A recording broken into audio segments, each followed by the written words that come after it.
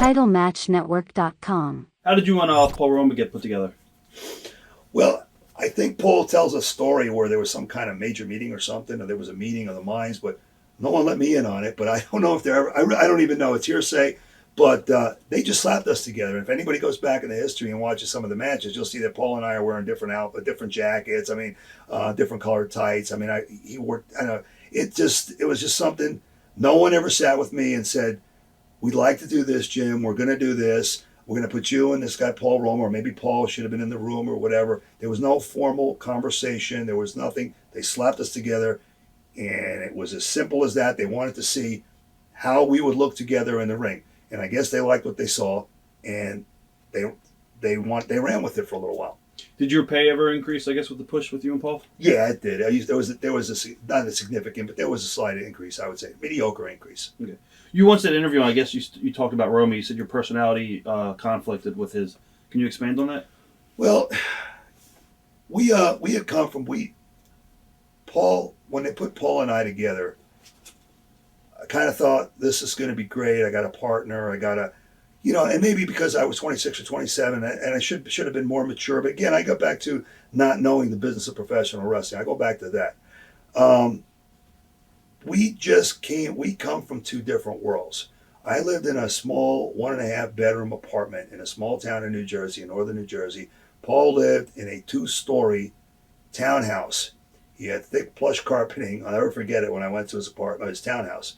He had thick plush carpeting. He had black lacquer furniture. He had a china cabinet with Lennox china in it. He had a huge sectional couch. He had a big screen TV for back in that day. He had another, like I said, it was a 2-story. I mean, Paul wore dress slacks with a crease in them and a cuff. He wore nice shoes with tassels on them, and nice collared shirt. He dressed to the nines. I was a blue jean kind of guy growing up. Work boots or flip flops or sneakers, ripped up flannel shirt or a tank top or something like that.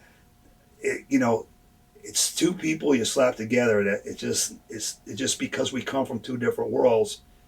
That's my opinion as to why it didn't work out. There was going to be a clash there. I couldn't relate to being being 26 or 27 years old and having a 2-story townhouse in Connecticut. I just couldn't relate to that. So, and I'm sure he couldn't relate to where I came from. Why Jim would wear jeans and why Paul would wear slacks with a crease in them and nice shoes. But that's Paul. And I'm sure if we have the mentality that we had then, like a lot of people would say, if I had the mentality then that I have now, it would have worked. It would have worked. We would have had the belts. That thing could have went for a long time, But there's no fault of Paul's. I have no ill will, no animosity towards Paul. It's no fault of mine. It was just, as I've said many times, it's just a matter of personality conflicts. Two individuals coming from two different worlds. Did you expect a big push after I guess you guys worked at the Hart Foundation, you guys went over on them? Yeah, I think it was a non-title match on a Saturday night main event, I believe. And Wade went over with us, and the company wanted to. Yeah, what was the story with that? Well, the company wanted to eventually put the belts on us. But then again, that's something that nobody ever sat and talked with me. With wrestling business, what you have to do is you got to read between the lines. You got to see what the company's doing with you and then kind of figure out what's going on in their head. Nobody ever sat with us. But I mean, if the company's going to put us over, we had a little run with them for about 7-10 days or whatever on the road, just so the agents could see how the matches were going to be and stuff before they put it on TV. And easy to work with? Well, I would say Brett maybe more so than Jim, only because Brett and myself and Paul are all more comparable in size, and Jim was a different style. But in general, I think it was okay. It was okay to work with. I mean, it wasn't that fluid because Brett's got a stiff style too.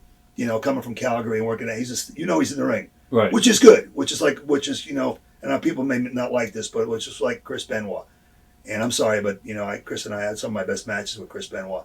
But it was one of those things where Brett, you knew you were in the ring with him, and that was okay by me as long as you can take it back, which he could. He's a tough son of a bitch. Right. And Jim, of course, can take anything. I mean, Jim played for the Oakland Raiders. I mean, so there was nothing that you could do to him that's gonna hurt him. But I mean, it was good. It was okay to work with. Yeah. I mean, would have been nice to be able to do more with Jim, but it's a different style. You know, but we got it in with Brett.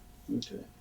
As far as that match, was Brett and Jim okay with putting you guys over? Or did you guys ever hear anything behind the scenes?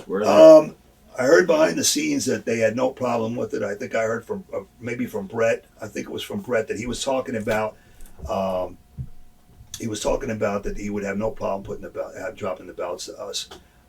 He also made I remember after Paul and I were done, and Paul was with Herc, right? That they wanted to put the belts. You know, Paul always pushed. Paul was more of an aggressive businessman than I was, but they wanted to put the belts. Paul wanted belts. Paul wanted belts, and he was. They wanted the belts from the Hart Foundation. Him and Herc, or Paul probably wanted them more. But anyway, Brett refused. I heard that Brett refused to drop the belts to Paul and Hercules. He would drop them though to the Nasty Boys. Right. But in the same token, that he had no problem dropping the belts to me and Paul at the time.